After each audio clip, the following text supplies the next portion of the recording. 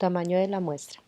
Entonces, cuando se tiene una población, como por ejemplo una universidad, un país, una ciudad, podemos tomar pequeñas muestras y a partir de esas pequeñas muestras hacer un análisis de cada uno de los elementos de esas muestras que se toman.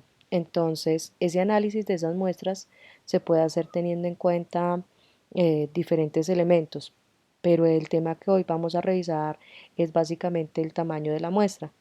Entonces, ese se puede determinar teniendo en cuenta dos criterios. El primero, el tipo de variable, es decir, si es variable cualitativa o cuantitativa.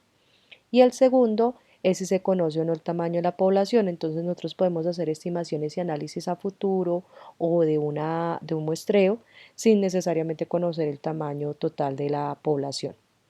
Si conocemos el tamaño de la población, decimos que la muestra es finita, es decir, tenemos un dato exacto dado. Pero si no lo conocemos, decimos que la muestra es infinita y luego pues a través de un análisis podemos determinar el tamaño. Entonces las poblaciones, como aquí lo vemos en el ejemplo, esta población puede decirse que se puede dividir por estratos, por ejemplo. Eso es selección del individuo o el investigador que va a hacer el análisis. O podemos hacer un muestreo aleatorio. Hay diferentes tipos de muestreo, pero pues lo que nos compete ahorita es mirar cómo determinamos el tamaño de la muestra. Entonces, si las variables son cualitativas, tenemos unas tipos de ecuaciones si no conocemos la población. Entonces, si no conocemos la población, vamos a decir que el número de elementos de la muestra dependerá de la confianza, el nivel de confiabilidad, la probabilidad de éxito o la probabilidad de fracaso sobre el error al cuadrado. Eso sería si es sobre el atributo. Si es sobre la variable, sería básicamente el nivel de confianza z al cuadrado por la variabilidad, es decir, la desviación típica sobre el error. Si no conocemos la población, si ya conocemos la población, entonces si ya conocemos la población, entonces ya nos van a dar un n, entonces la población es 7 millones de habitantes, por así decirlo. En ese caso vamos a utilizar las siguientes ecuaciones, entonces la probabilidad de éxito por la probabilidad de fracaso sobre el error sobre el nivel de confianza al cuadrado, probabilidad de éxito sobre probabilidad de fracaso sobre el número total de elementos de la población. También podemos decir que podemos tener, bueno, estas tres ecuaciones que vemos acá en el cuadrito verde son ecuaciones que vamos a poder aplicar y las tres ecuaciones nos van a dar el mismo resultado. Entonces no necesariamente tenemos que aplicar una ecuación para que nos dé el resultado, sino podemos utilizar cualquiera de estas tres ecuaciones que encontramos acá en este cuadro verde y las tres nos van a dar el mismo resultado. Más adelante vamos a verlo aplicado en un ejemplo. Si ya la variable es cuantitativa, entonces recordemos que una variable cuantitativa es más de orden numérico, ¿no? Entonces hablamos de variables cuantitativas tanto continuas como discretas.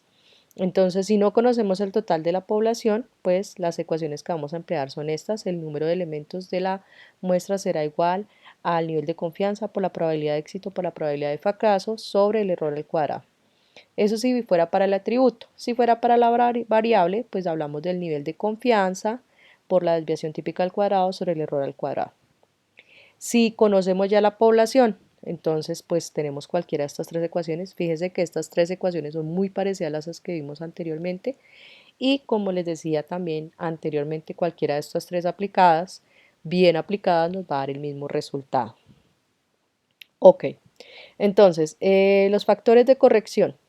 El factor de corrección es algo que se tiene que hacer porque pues las poblaciones que nosotros manejamos son poblaciones grandes, entonces ese factor de corrección siempre va a ser que n es igual a n sub 0 sobre 1 más n sub 0 sobre el n total. Eso es lo que nos va a dar ese factor de corrección, es un dato más exacto de ese n que estamos obteniendo anteriormente. Entonces, el nivel de confianza también es muy importante, entonces vamos a hablar de un nivel de confianza al 90%, el Z sería 1.64. Miremos que aquí la gráfica nos dice que el 90% es donde tenemos los datos confiables y este 5 restante a la derecha y este 5 restante a la izquierda serían los datos no confiables.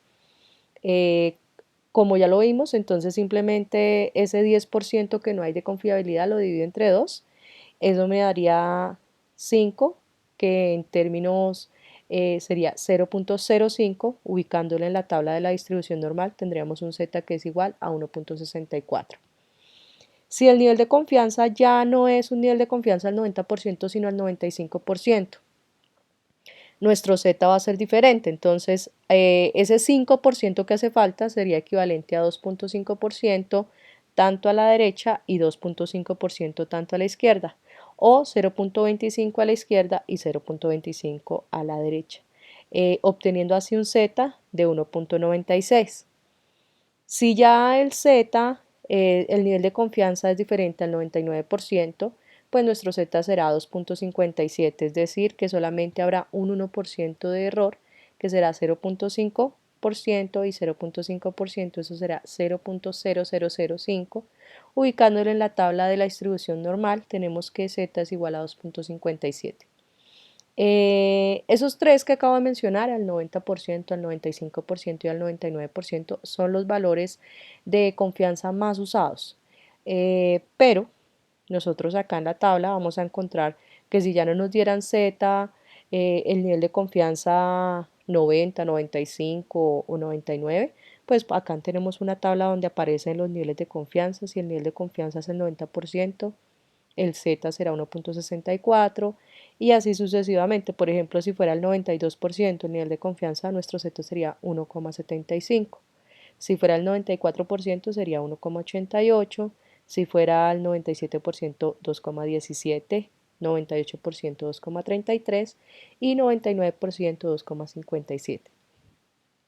Hay que recordar que el nivel de confianza es el dado por el investigador, ¿sí? El investigador es el que dice, mire, la confiabilidad de este estudio es del 99% o del 95%, que es diferente al error. El error ya es más asociado al instrumento. ¿Listo? Entonces vamos a desarrollar unos ejercicios en los cuales vamos a aplicar algunos de estos conceptos para determinar el tamaño muestral. Entonces dice, en la empresa Colmotores se desea realizar un estudio para determinar la cantidad de trabajadores que tienen experiencia como conductores menor a un año, que sean descuidados.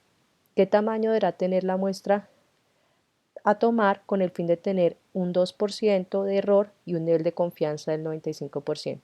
Se espera aproximadamente que un cuarto del total de los trabajadores sean conductores descuidados. Entonces, lo primero que vamos a hacer es identificar qué datos nos proporciona el ejercicio. Entonces, el primer dato que nos está proporcionando el ejercicio es una variable cualitativa. ¿Por qué cualitativa? Porque nos están hablando es de la experiencia del conductor que sea menor a un año y esa experiencia está asociada a si es descuidado o no. Entonces, eso no tiene un valor numérico asociado. Entonces, la variable que vamos a trabajar es cualitativa.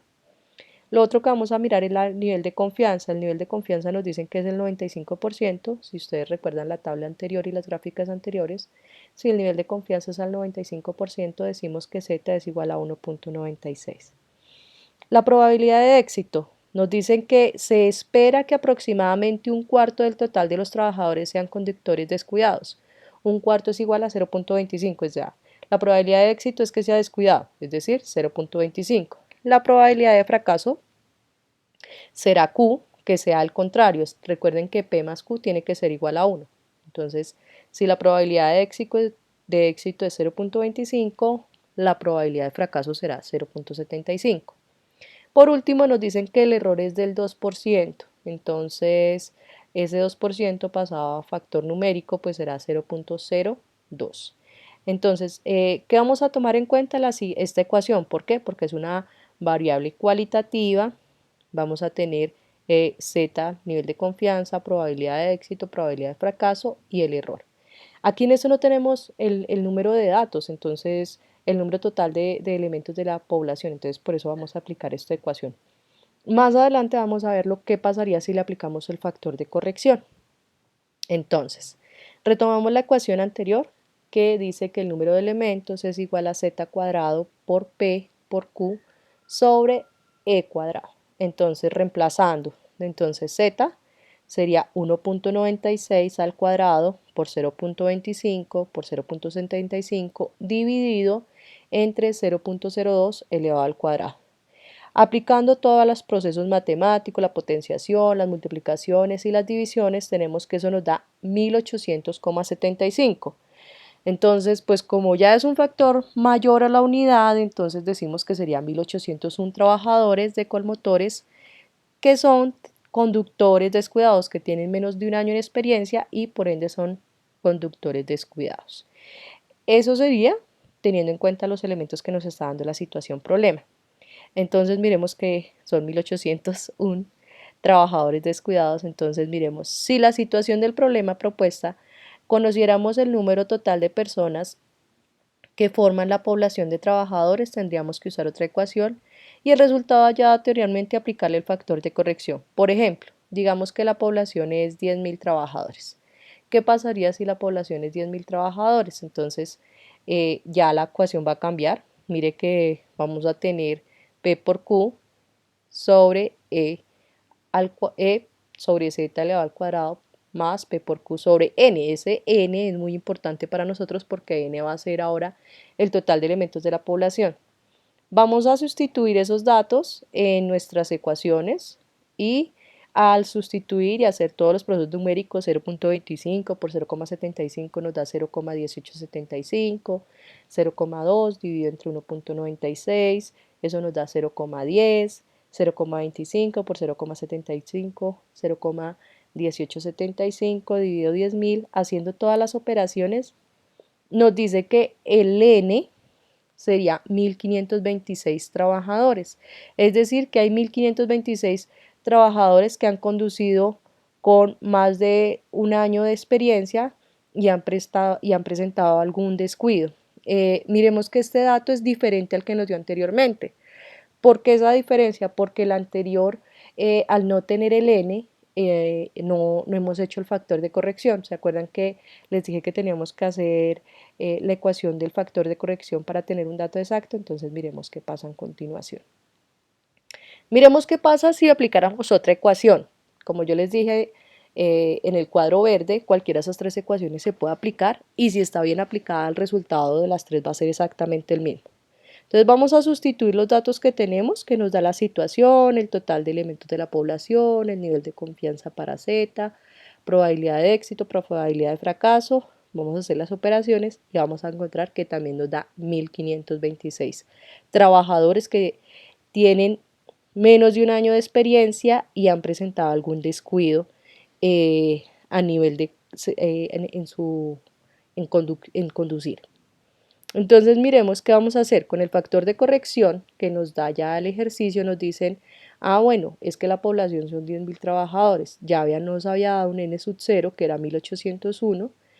Entonces lo vamos a reemplazar, sería 1.801 sobre 1 más 1.801 dividido entre los 1.000 trabajadores.